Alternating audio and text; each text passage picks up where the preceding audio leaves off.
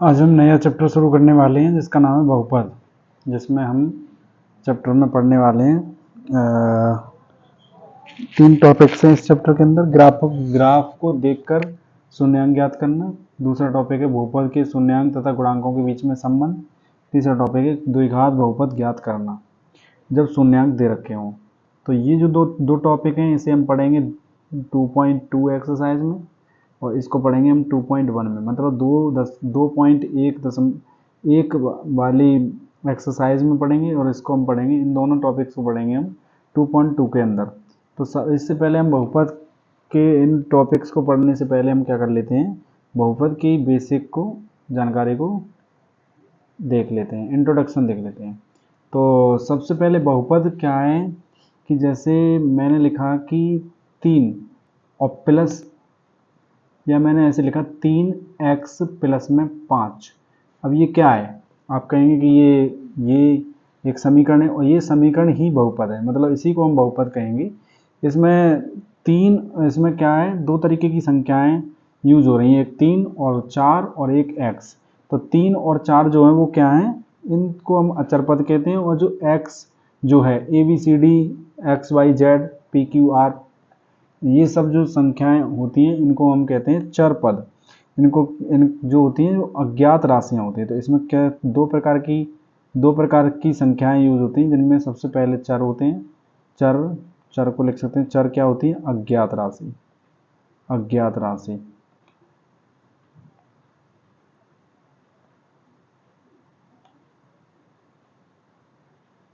राशियां अज्ञात राशि जिनका मान निश्चित नहीं होता। x y p q और a v ले सकते हैं। ये सब संख्याएं कैसी संख्या होती हैं, चर संख्याएं होती हैं। जो अज्ञात राशियां होती हैं उनको हम x y z a b c d के द्वारा शो करते हैं अपने बहुपद के अंदर।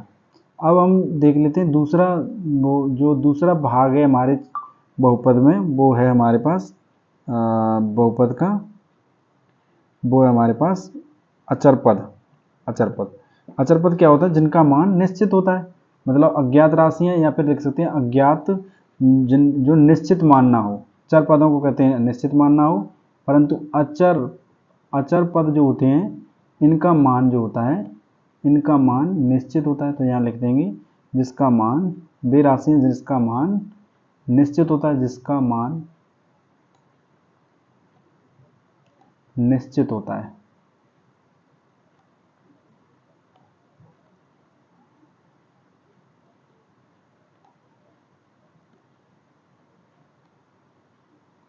जैसे मैंने लिखा 9, तो 9 को मैं 9 ही कहूँगा, कभी भी इसको जो है 4 नहीं कहूँगा। 4 5 या फिर इवन 8 या फिर 3 0, ये ऐसी संख्याओं को क्या कहते हैं, हम अचर पद कहते हैं, क्योंकि इनके मान जो है निश्चित होते हैं।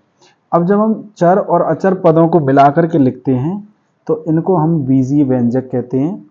चर पदों को मिला के कैसे लिखा जाता है, तो प्लस माइनस गुणा भाग अचर पद अगर करके लिख दिया जाए तो उनको हम कहते हैं बीजीय व्यंजक। जब चर और अचर राशियों को जोड़ा घटाया और गुणा भाग किया जाता है, गुणा भाग के द्वारा संयुक्त रूप से लिखा जाता है, तो जो संयोग बन के आता है उसको क्या कहा जाता है, बीजीय व्यंजक कहते हैं। तो बीजीय व्यंजक की भी परिभाषा हम देख लेते हैं एक बार कि बीजीय व्यंजक, बीजीय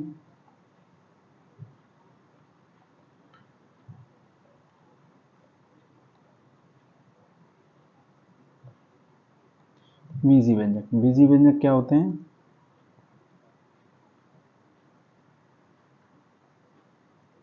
बीजीय व्यंजक होते हैं चर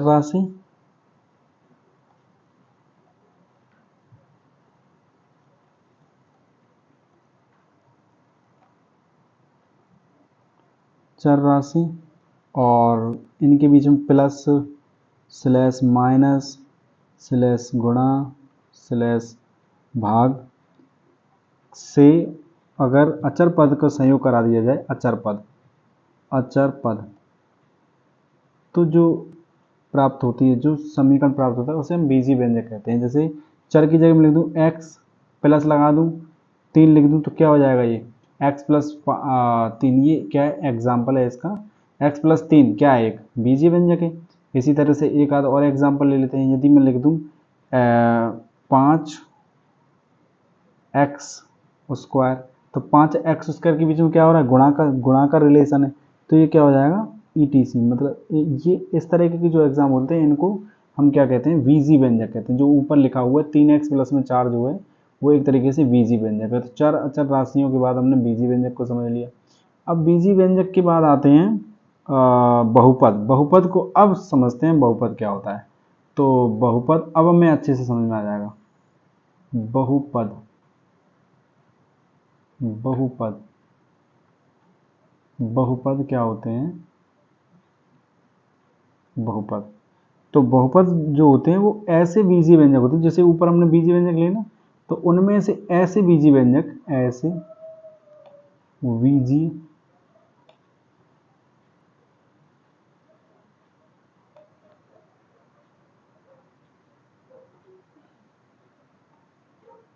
ऐसे बीजीय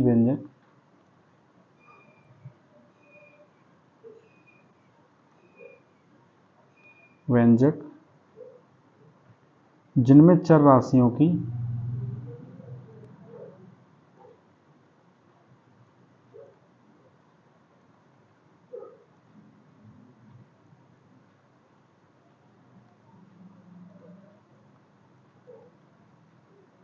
घात जो है, घातें धनात्मक होती हैं।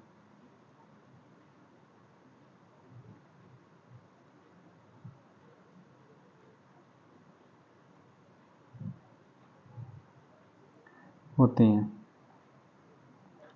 धनात्मक पूर्णांक होती हैं। ये भी बात लिख लेते हैं कि ऐसे बीजीय व्यंजक जिनमें चरों की राशियां, चर तो अभी हम पढ़ के आए थे, चर क्या होते हैं, x y z a b c d, तो इनकी जो घातें होती हैं वो धनात्मक पूर्णांक होती हैं। यह बात हमें ध्यान रखनी है, पूर्णांक होती हैं। ऐसे बीजीय व्यंजकों को हम बहुपद कहते हैं। ऐसे बीजीय व्यंजकों को हम बहुपद कहते हैं। बहुपद की ये परिभाषा है जिसमें क्या होता है, बहुपद की घात जो है कितनी होती है, धनात्मक पूर्णांक होती है। तो एग्जाम्पल देख लेते हैं हम। जैसे एग्जाम्पल में हम लिख लेते हैं कि 8x प्लस में 1, 8x प्लस में 1, ये क्या है, बहुपद है। अच्छा, और एग्जाम्पल देख लेते हैं हम। कुछ एग्जाम्पल और देख लेते हैं जिससे हमें थोड़ा सा और ओवरव्यू हो जाएगा कि ये जो है एग्जाम्पल बहुपद के हैं। जैसे लिख लेते हैं 2x स्क्वायर माइनस के x प्लस में 1, ये क्या है, बहुपद है। अच्छा, बहुपद कौन नहीं है ये और देख लेते हैं। तो एक और एग्जाम्पल लिख लेते हैं हम जिससे जो कि बहुपद नहीं होगा। जैसे लिख देता हूँ मैं 2x स्क्वायर प्लस में 2 रूट में 2x प्लस में 1, ये बहुपद नहीं है। क्यों बहुपद नहीं है, क्योंकि इसके जो इसमें ये बहुपद, ये तो बहुपद है, सॉरी गलती हो गई, ये तो बहुपद है। जैसे रूट में x लिख दूं मैं, रूट में x लिख दूं और प्लस में 1 लिख दूं, तो ये बहुपद नहीं है। क्यों बहुपद नहीं है, क्योंकि इसमें जो x आया है, ये वाला x जो आया है, इसमें जो रूट लगा हुआ है, इसकी x की पावर जो है, x की पावर 1/2 लगी हुई है। यहाँ पर जो पावर लगी हुई है, x के ऊपर पावर घात लगी हुई है, वो कितनी लगी हुई है, 1/2 लगी हुई है। और हमने पढ़ा है कि चरों की राशि, जो चर हैं उनकी घातें जो होती हैं वो धनात्मक पूर्णांक होनी चाहिए, धनात्मक पूर्णांक। तो धनात्मक पूर्णांक धनात्मक तो है परंतु पूर्णांक नहीं है।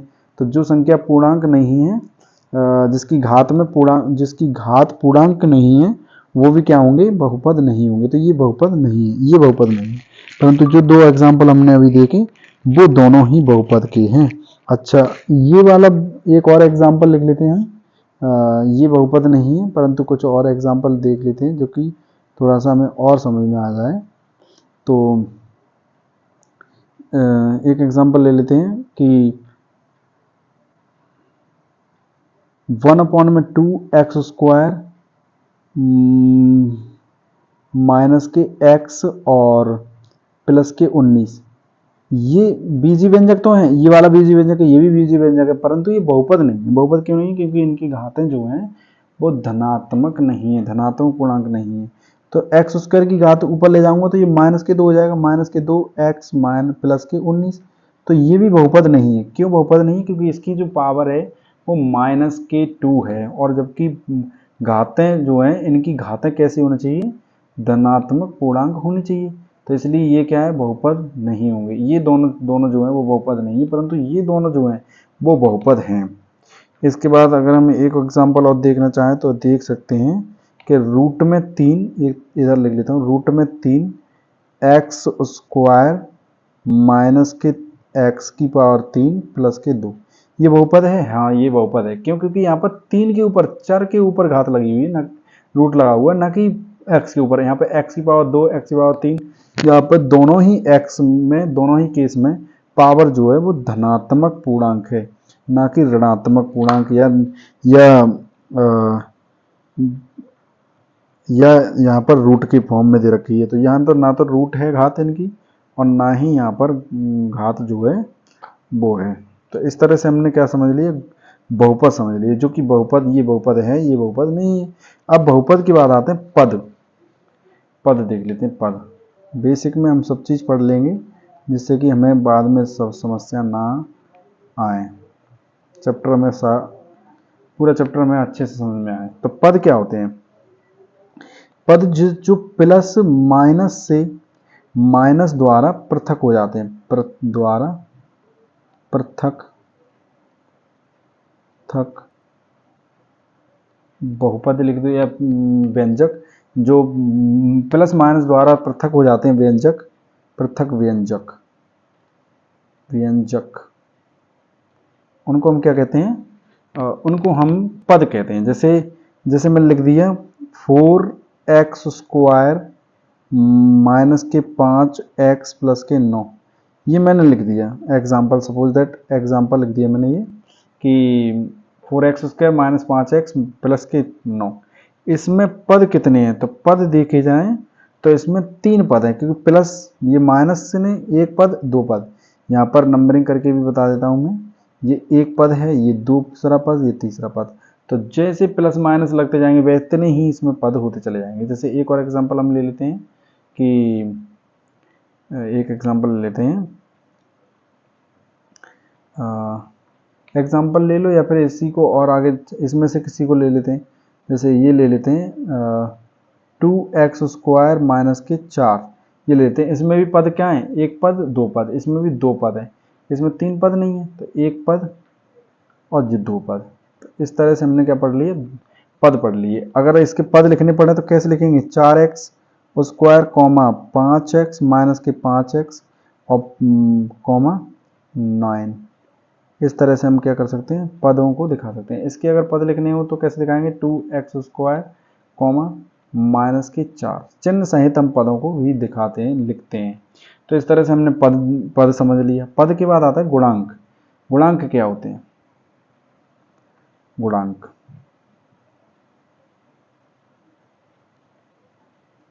गुणांक,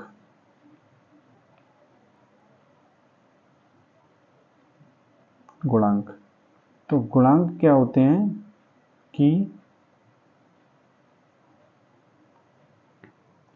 गुणांक क्या होते हैं? किसी भी चर राशि में जिस अचर राशि से गुणा किया जाता है उसको हम, उस अचर राशि का, उस चर राशि का, उस अचर को हम क्या कहते हैं? गुणांक कहते हैं। तो इसको हम जैसे किसी चर राशि लिख लेते हैं, क्योंकि हमें ये याद भी हो जाए। किसी चर राशि में जिस अचर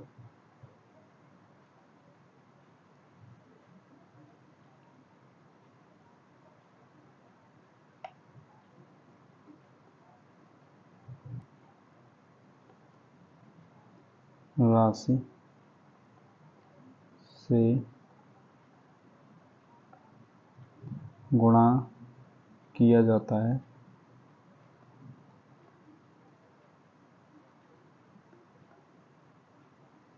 है, उस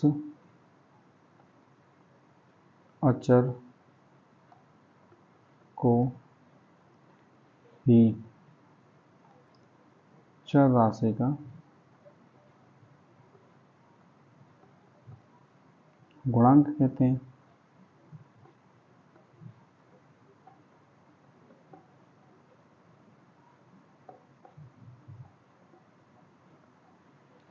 जिस तरह से एक एग्जांपल लेना चाहें तो देख सकते हैं हम एग्जांपल से कि मैंने लिखा है 4x² माइनस के 5x प्लस के 9 में x² का गुणांक बताओ। x² का गुणांक x² का गुणांक जो होगा वो होगा 4, क्योंकि x² के आगे जो लिखा हुआ है वो 4 है। यदि मैं कहूँ x का गुणांक बताओ, x का गुणांक जो होगा वो होगा माइनस के 5। इस तरह से हमने गुणांक भी समझ लिया कि गुणांक क्या होते हैं। अब गुणांक की बात आता है हमारे पास। अब हमारा यहाँ से बहुपद शुरू होता है, बहुपद के प्रकार, ठीक है ना, बहुपद के प्रकार। और बहुपद हम यहाँ से शुरू करते हैं। बहुपद का ये बहुपद से पहले की चीज़ें थी जो कि हमें आनी चाहिए। इसके बाद हम बहुपद की प्रकार पढ़ेंगे। आ जाते हैं हम बहुपद के प्रकार। तो सबसे पहले हम बहुपद के प्रकार जो है, बहुपद के प्रकार हम 2 प्रकार से पढ़ने वाले हैं।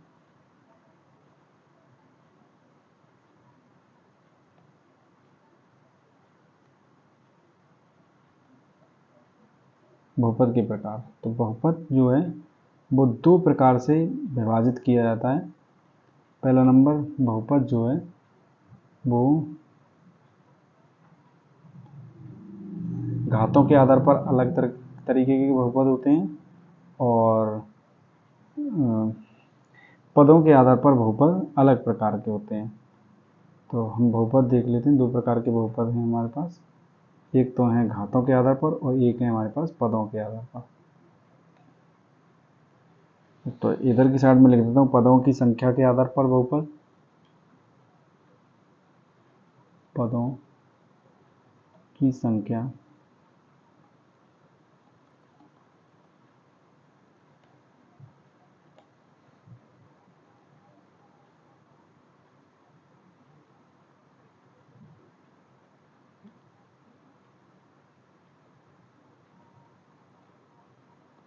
पर पदों की संख्या के आधार पर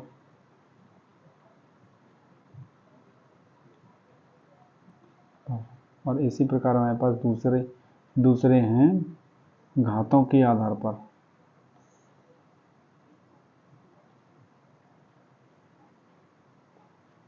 घातों की संख्या के आधार पर, घातों की संख्या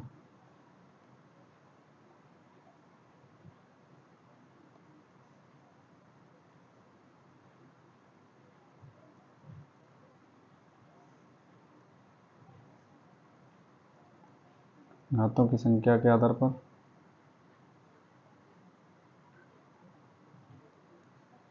तो सबसे पहले पदों की संख्या के आधार पर बहुपद जो हैं वो निम्न प्रकार के होते हैं। 1 नंबर, 2 नंबर, 3 नंबर, 4 नंबर और 5 नंबर। तो सबसे पहले जो बहुपद होता है पदों के आधार पर वो होता है एक पदी बहुपद।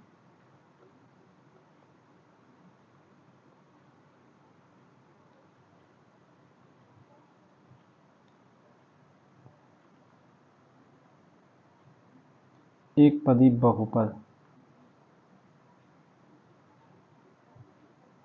एक पदी बहुपद। फिर होता है द्विपदी बहुपद,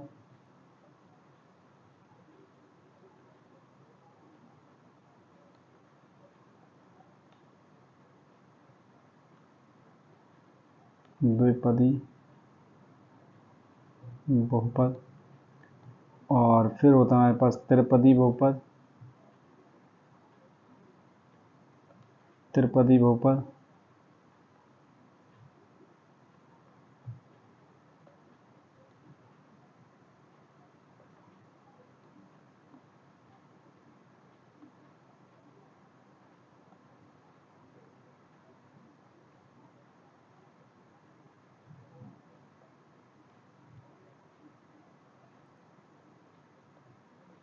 त्रिपदी बहुपद। फिर होता है हमारे पास शून्य बहुपद,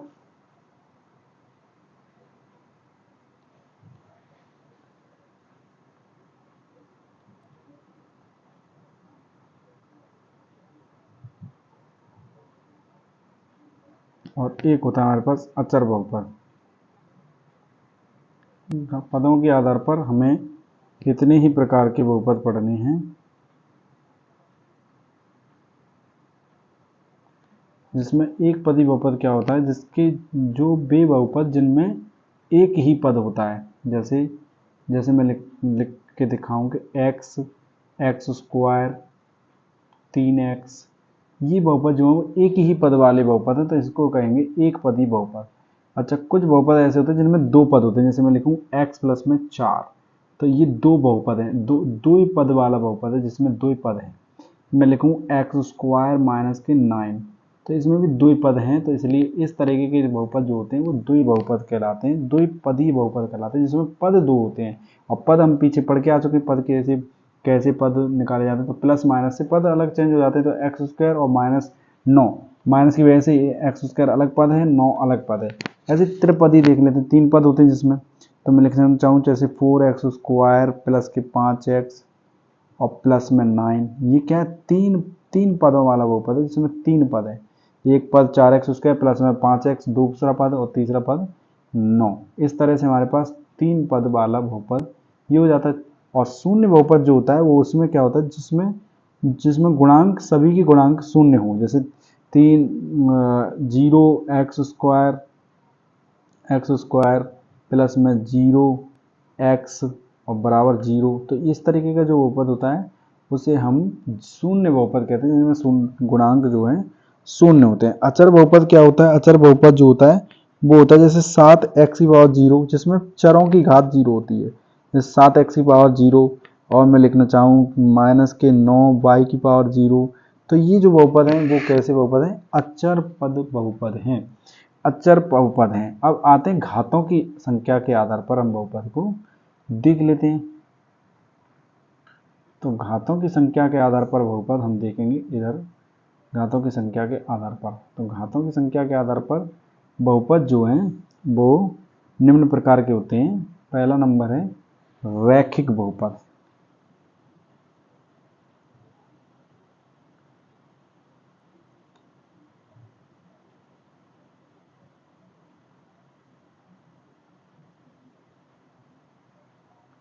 रैखिक बहुपद, रैखिक बहुपद, तो रैखिक बहुपद, पहला नंबर रैखिक बहुपद, फिर दूसरा नंबर द्विघात, फिर द्विघात के बाद त्रिघात, और त्रिघात के बाद हम देख सकते हैं बहुघात भी देख सकते हैं। तो लिखेंगे रैखिक बहुपद, फिर द्विघात बहुपद, फिर त्रिघात, फिर हमारे पास लिखना चाहें तो बहुघात, बहुघात बहुपद, और पांचवें नंबर पर कुछ नहीं होता। आते हैं अब हम इनके एग्जाम्पल से समझ लेते हैं कि ये बहुपद किस प्रकार के होते हैं। रैखिक बहुपद वो होते हैं जिन बहुपद की घात एक होती है, घात के आधार पर होते हैं। तो घातें जितनी घातें होंगी उस हिसाब से घात अगर घात एक होगी बहुपद की तो वो रैखिक बहुपद, यदि बहुपद की घात दो होगी तो वो द्विघात बहुपद, ये त्रिघात, ये चतुर्घात, चतुर्घात या चार से अधिक होगी तो उसे बहुघात कहेंगे। तीन से अधिक कह सकते हैं, चार से अधिक नहीं, तीन से अधिक कह सकते हैं, क्योंकि तीन तो लास्ट हो गया, तो तीन से अधिक, तीन से अधिक। ये जो बहुपद होते हैं इन्हें बहुघात बहुपद कहते हैं। अभी हम घात यहाँ पर एग्जाम्पल नहीं बता रहे हैं क्योंकि बहुपद की घात नहीं पता हमें। तो सबसे पहले हम देखेंगे बहुपद की घात क्या होती है, बहुपद की घात के बाद हमको एग्जाम्पल इसके भी समझ में आ जाएंगे। तो अब हम हेडिंग लगाएंगे बहुपद की घात।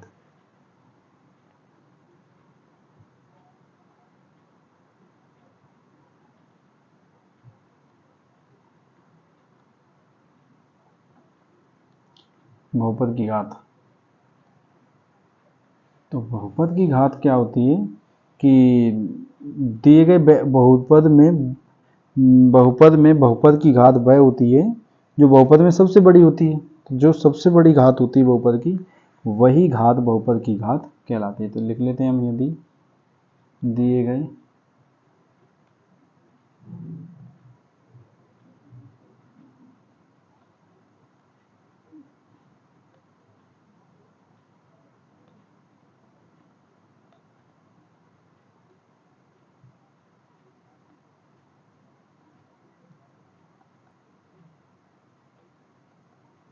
बहुपद की घात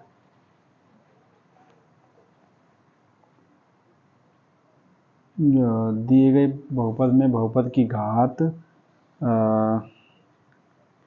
वह होती है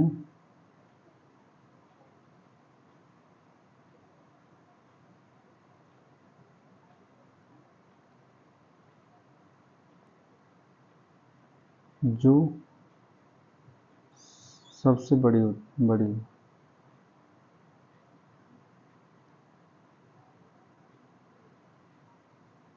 बड़ी हो। तो इस तरह से हमने क्या कर लिया, इस बहुपद की घात को हमने समझ लिया। अब इसके बाद हम देखते हैं बहुपद की घात पर एक एग्जांपल देख लेते हैं जिससे हमें ये चीज़ समझ में आ जाए।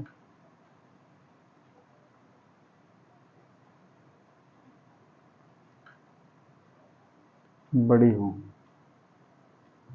एग्जांपल से समझ लेते हैं। जैसे मैंने लिखा है, एक एग्जांपल लिखता हूँ कि एग्जांपल है जैसे x की पावर 4 फिर प्लस में 3 x की पावर 3 प्लस में x की पावर 2 ले लेते हैं यहाँ पर, और x की पावर 3 प्लस में 0। अब ये जो बहुपद है इसमें बहुपद की जो घात होगी, सबसे बड़ी घात 4 दिख रही है हमें, तो इसकी बहुपद की घात जो होगी वो होगी, इसमें सबसे बड़ी घात कौन सी है, इसमें सबसे बड़ी घात है बड़ी घात है हमारे पास, वो है 4, तो यही बहुपद की घात कहलाएगी। ये जो 4 है, 4 ही बहुपद की घात हो जाएगी। तो इस तरह से हमने बहुपद की घात को समझ लिया। बहुपद की घात के अनुसार अब हम इसमें समझ चुके होंगे घातों के आधार पर रैखिक बहुपद जो होगा उसमें बहुपद की घात सबसे बड़ी घात जो रही होगी वो कितनी रही होगी, 1 रही होगी। जैसे मैं लिख दूँ 5x प्लस में 3, तो पद भले ही 2 हैं इसमें, परंतु इसमें बहुपद की घात जो है वो कितनी, 1 है। x की घात जो है वो कितनी, 1 है। तो इस तरह से 5x प्लस में 1 जो है वो एक रैखिक बहुपद। अगर मैं लिख दूँ द्विघात बहुपद, मैं लिख दूँ एक्स स्क्वायर माइनस के 9, इसमें क्या एक्स स्क्वायर मतलब x की पावर 2 है और माइनस 9। इस तरह से हमने क्या कर लिया, द्विघात बहुपद समझ लिए। अब x की पावर 3 माइनस के 4x प्लस माइनस के 5 ऐसे लिख दूँ मैं, तो ये भी क्या एक बहुपद है, त्रिघात बहुपद है, क्योंकि 3 घात इसमें बहुपद की 3 घात है, x की पावर 3 घात है। और बहुघात मतलब x की पावर 4, जैसे कि अभी जो नीचे लिखा हुआ है 4x प्लस में 3x स्क्वायर माइनस के 9, इस तरह से मैं लिख दूँ तो ये बहुघात बहुपद हो जाएगा। इस तरह से हमने इनके भी एग्जाम्पल समझ लिए। अब हम आते हैं बहुपद की घात के बाद आते हैं बहुपद का मानक रूप। ये सब चीज़ें जो हैं सिलेबस में हमें नहीं पढ़नी है, फिर भी हम बेसिक के तौर पर इन सब चीज़ों को हमें आना चाहिए। तो बहुपद का मानक रूप, बहुपद, अगले हेडिंग में देखेंगे बहुपद का मानक रूप। बहुपद का मानक रूप, स्टैंडर्ड फॉर्म ऑफ पॉलिनोमियल। तो बहुपद का मानक रूप क्या होता है कि जब किसी व्यंजक को या बहुपद को हम आरोही या अवरोही क्रम में घातों के अनुसार व्यवस्थित कर देते हैं, तो वो जो क्रम है वो बहुपद का मानक रूप कहलाता है। तो लिख देंगे, इस भी बात को लिख लेंगे, व्यंजक को आरोही या अवरोही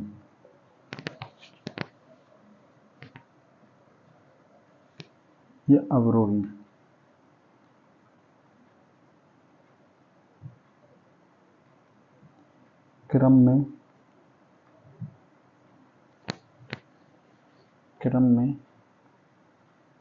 और वो भी क्रम किसका लगाएंगे, घातों के आधार पर, घातों के अनुसार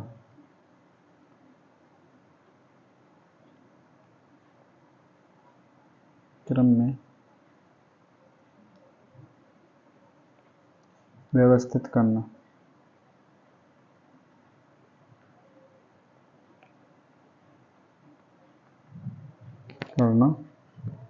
बहुपद का मानक रूप कहलाता है।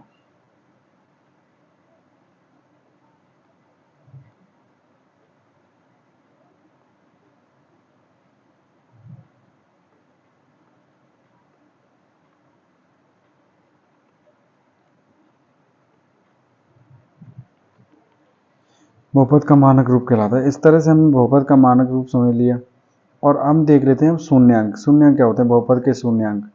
और बहुपद के शून्यांक के बाद हम सीधे बहुपद के शून्यांक पर आधारित जो फॉर्मूले हैं उनको देखेंगे। तो शून्यांक क्या होते हैं? अगली हेडिंग है हमारी शून्यांक।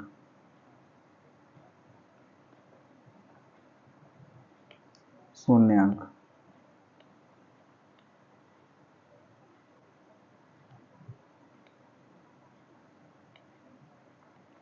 शून्यांक देख लेते हैं। शून्यांक क्या होते हैं?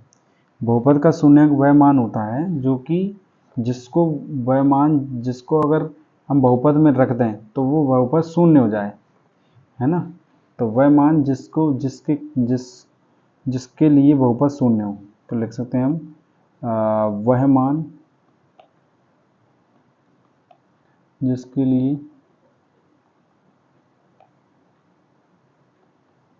बहुपद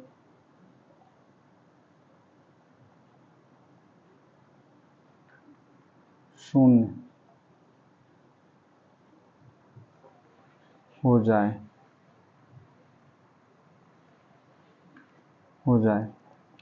तो एग्जाम्पल में देख लेते हैं हम। एग्जाम्पल में जैसे 2x प्लस में 2 बराबर 0। यदि मैं शून्यांक का बहुपद का मान यहाँ पर अगर मैं 1 रख दूँ, x बराबर 1 रख दूँ, 1 पर देखता हूँ तो क्या होगा? बहुपद जो है वो बहुपद जो है वो शून्य हो जाएगा। तो शून्य हो जाएगा, देख लेते हैं। 2 गुणे में 1 रख दूँ, प्लस में 2, इस तरह से रख दूँ तो 2 एकम 2 और प्लस में 2, इस तरह से। ये तो शून्य नहीं हुआ क्योंकि ये 4 हो गया, 2 2 4 बराबर 0 हो गया, नहीं हुआ। यहाँ पर -1 रख दूँ मैं, मतलब x बराबर मगर -1 रख दूँ मैं यदि, तो ये संख्या क्या हो जाएगी? शून्य हो जाएगी। तो जो x बराबर -1 जो मैं रख रहा हूँ, तो जो x बराबर -1 रख रहा हूँ, यही इस बहुपद का क्या हो जाएगा? शून्यांक हो जाएगा। तो शून्यांक तो बहुपद का शून्यांक जो होगा वो कितना हो जाएगा? -1 हो जाएगा। ये इसी चीज़ को हम बहुपद का शून्यांक कहेंगे। जो x का मान हम यहाँ रख रहे हैं, जिससे हमें दिख रहा है कि इस मान को रखने पर ये जो है वो 0 के बराबर हो जा रहा है, ये व्यंजक। तो ये क्या हो जाएगा? ये बहुपद का शून्यांक हो जाएगा। इस तरह से हमने सीख लिया कि बहुपद के शून्यांक कैसे क्या होते हैं। अब हम आगे आते हैं कि जब द्विघात समीकरण दे रखा हो तो द्विघात समीकरण नहीं, बहुपद का द्विघात समीकरण दे रखा हो तो उसके शून्यांकों का योग और गुणनफल कैसे निकालते हैं? शून्यांकों गुणनफल योगफल कैसे निकालते हैं और उसका मानक रूप क्या होता है? तो लिखेंगे हम यहाँ पर आगे कि हालेलुया।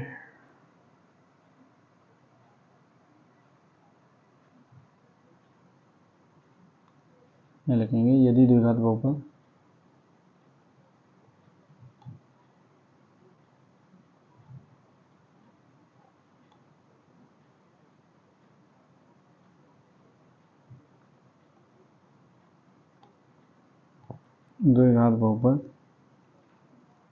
द्विघात बहुपद हमारे पास हो, या द्विघात समीकरण भी कहते हैं। द्विघात बहुपद 2ax² प्लस में bx और प्लस में c के शून्यांक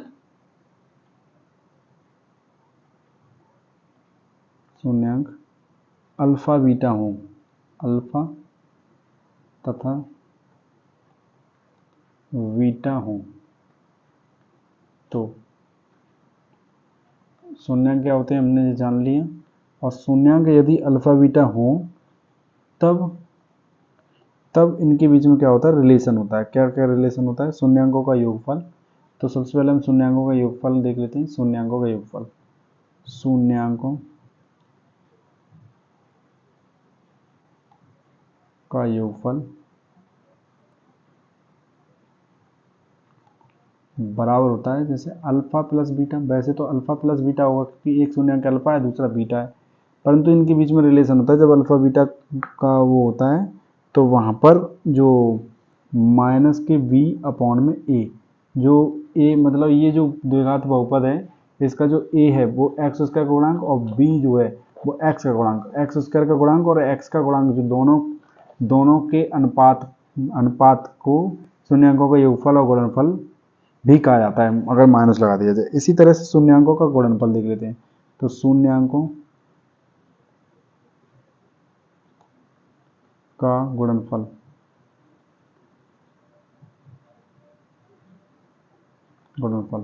तो अल्फा डॉट बीटा होगा, मतलब अल्फा और बीटा का गुणा करना, परंतु यहाँ पर सी अपॉन में ए भी होता है, मतलब द्विघात बहुपद के अचर पद और एक्स स्क्वायर के गुणांक के अनुपात को हम क्या कहते हैं, शून्यांकों का गुणनफल कहते हैं। तो इसको लिखना चाहो तो यहाँ पर लिख सकते हैं, इसको लिखना चाहें तो हम लिख सकते हैं माइनस एक्स का गुणांक बटे में एक्स स्क्वायर का गुणांक। और इसी तरह से हम इसको नीचे वाले को भी लिख सकते हैं कि यहाँ माइनस नहीं होता, परंतु यहाँ लिख सकते हैं हम बीच में बराबर का चिन्ह लगा के लिख सकते हैं कि एक्स स्क्वायर का गुणांक बटे में, यहाँ पर एक्स स्क्वायर का गुणांक नहीं होता, यहाँ पर होता है अचर पद, ऊपर वाले में जो होता है वो होता है अचर पद, सी जो है वो अचर पद होता है, इसलिए लिखेंगे यहाँ पर अचर पद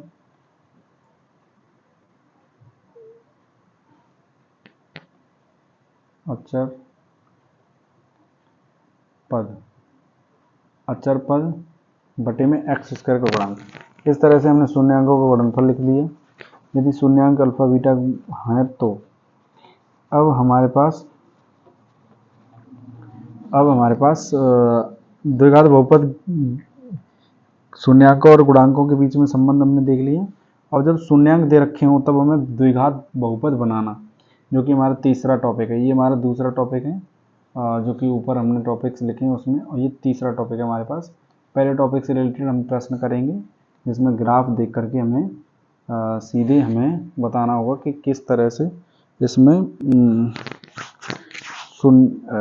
कितने शून्यांक हैं, ग्राफ देखकर शून्यांक ज्ञात करना। तीसरा टॉपिक हमारा द्विघात बहुपद ज्ञात करना जब शून्यांक दे रखे हों, यदि शून्यांक अल्फा बीटा है दे रखे हैं तो, जब शून्यांक अल्फा तथा बीटा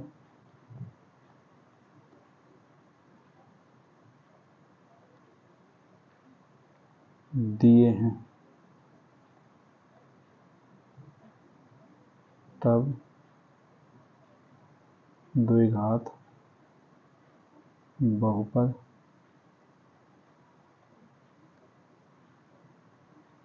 ज्ञात करना। ये हमारा दूसरा टॉपिक है जिसमें हम द्विघात बहुपद को ज्ञात करते हैं जब अल्फा बीटा दे रखा हो। तो क्या होता है, ये फॉर्मूला होता है जो हमें याद होना चाहिए, पी एक्स बराबर एक्स स्क्वायर माइनस के अल्फा प्लस में बीटा और एक्स माइनस के प्लस के अल्फा डॉट बीटा बराबर होता है 0। इस तरह से ये हमारे पास संबंध होता, अल्फा बीटा दे रखे होंगे तब हम बहुपद इस वाले फॉर्मूले से निकाल सकते हैं। अल्फा बीटा दे रखे हैं, इनको जोड़ देंगे तो अल्फा प्लस बीटा आ जाएगा, इन दोनों को गुणा कर देंगे तो हमारे पास अल्फा डॉट बीटा आ जाएगा। अब जब इस फॉर्मूले में हम रख देंगे तो हमारे पास क्या हो जाएगा, हमारे पास इसका आंसर आ जाएगा। इस तरह से हमारा ये चैप्टर का बेसिक जो है होता है कंप्लीट। इसके बाद हम 1.1 एक्सरसाइज देखेंगे।